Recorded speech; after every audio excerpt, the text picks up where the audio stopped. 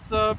It's John with Hat Tricks Prospecting here, and wanted to do my sixth episode, number six video.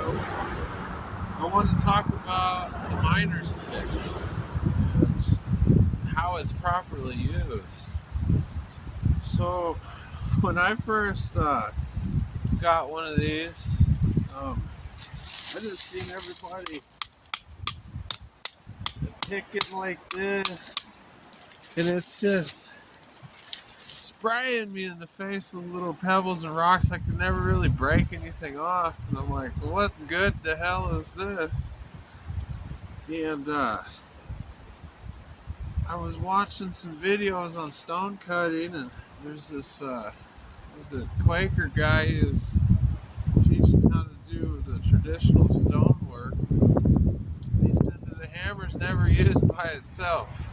It's always used with two hammers. So you have to have two hammers. Now, the biggest thing about these deals is it's always good to have some leg protection. You want to have pants on, you want to have glasses on, and you want to have some gloves. It's always important when you're doing any kind of picking. And so this is called the pick, the miner's pick. And it does have a little hammer on there if you want to tap some shale or something. But this is a pick, this isn't even a hammer. And the pick is called the throw. Or this isn't the throw, this is the pick. So you have to have a throw. And the throw is the hammer part. So they call it hammer and throw. So they're both hammers technically, but you need a hammer and a throw. So this would be your hammer, the area you're going to hammer at right here. This is going to be your throw. This is what you're going to throw against the hammer.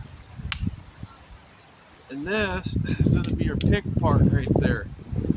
And it's real important to know that. I didn't know that the miner's pick had a hammer on it. And I thought the hammer was for doing this. And the hammer is actually an area that you hammer on with a throw. And then the pick part is what you're trying to separate a stone with. So I've done lots of rocks. I've done carbonaceous ores. I've done granites and feldspars. It's kind of the same with any one. If you go with a harder stone, it's going to do some wear and tear on your hammer. It's always good to hit flat. If you hit off center a little bit, it's going to wear your hammer out on top faster. Now, what's good about these E-swings, I got this E-swing pick right here, is they give you quite a bit of hammer on your pick. So when it wears down, you can go back and file it, and they give you plenty of hammer. They give you almost 2 inches of hammer on your pick. And then you got all this pick. Now what I noticed is it kind of self-sharpening your pick is. So it might dull up a little bit when it's making its first penetration, but once you start to hammer that pick down, it's going to self-sharpen on that pick. And they designed it specifically to remove fragments of ore or rock. So they have this curve in here. So I've used straight chisel bits,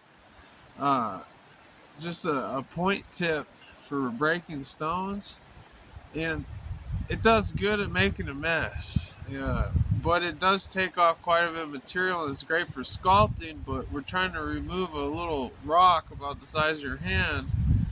They designed the point chisel with that curve in there, so it becomes a pick and it picks it out.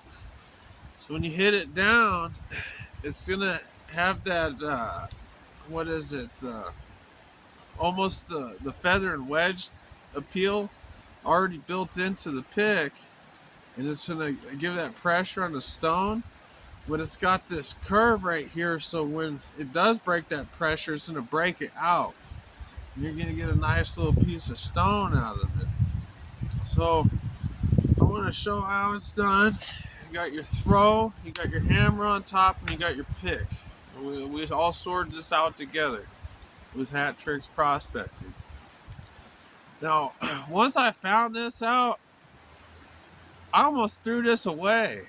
Like, what the hell do I need that for? This is an important tool in your collection you never thought possible. Is how important this is. It's more important than big hammers and stuff because you can collect samples with these and really nice size ones too, especially if you're out in the bush or something and you find something nice and you can't get it out. If you had this little lightweight hammer and pick and a throw with you, it's 10 pounds, but it's probably your most necessary tools in the field when you're trying to gather hard rock. So I got this stone right here, and it's really good to look at your grains. You'll see a grain where the rock wants to break or is previously broke. And if you can go against the grain like that, you get a nice little sample, and it just didn't blast all over little pieces in your face. And it's just a great tool. I didn't know that.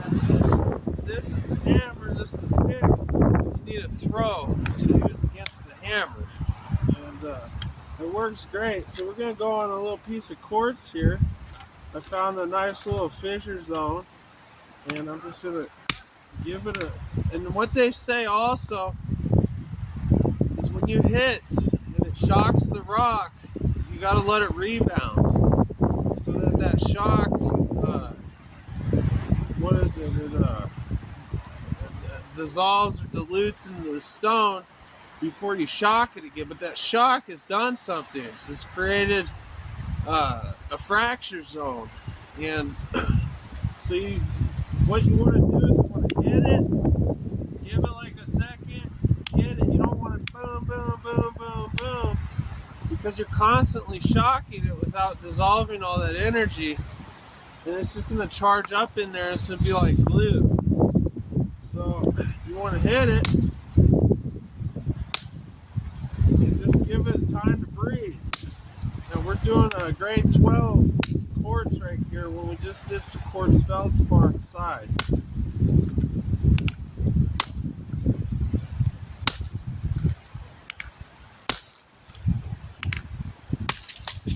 Alright. Look at that, a big hunk of monka grade 12 quartz right there with our pick and our throw. So I'm just using, I think it's a 4-pound throw, and it's like a 1-pound pick with the hammer on the end of it. And it's just nice. Like, I've seen something there. I really like that sample. I can come over here. I want to try the other side.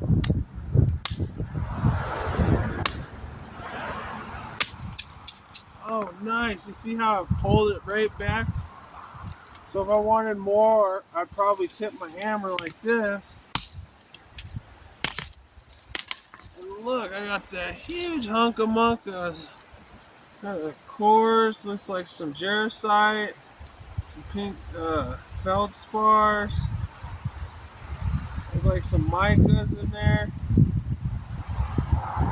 All kind of stuff, man. And I would have never got that. I wouldn't even known what it was because it was all rusty on the outside. Look at that nice, beautiful color. And a big piece, too. But, and that was just in my grade 12 zone.